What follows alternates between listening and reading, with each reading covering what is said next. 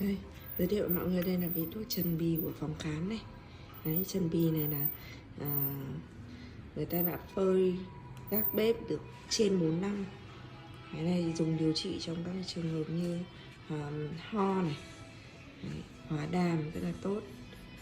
Đấy, bác sĩ nhập những cái loại thuốc tốt nhất để cắt cho bệnh nhân. Mọi người có muốn tư vấn điều trị về thuốc y học cổ truyền thì có thể liên hệ với bác sĩ qua Zalo.